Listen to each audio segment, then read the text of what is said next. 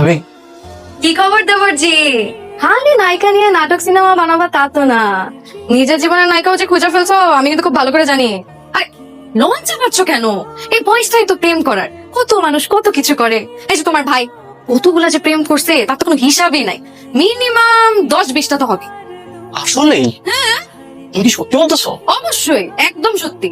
কই, আমরা তো জানতাম না। আরে এগুলো কি তোমরা জানবা? এগুলো তো জানবো আমি।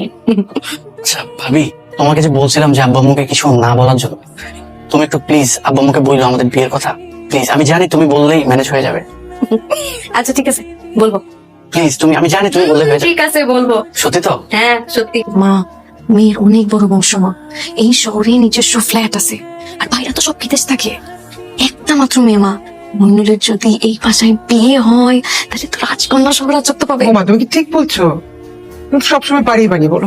না ধুর, কি বলেন মা? আর বিশ্বাস না হলে আপনারা খবর লাগিয়ে দেখেন। আর ছেলে যেহেতু রাজি, তাহলে মেয়ে দেখতে দোষ কি? তাও ঠিক। আমি কিন্তু খোঁজ খবর নিছি, অনেক ভালো বংশ। বাকি তাড়াতাড়ি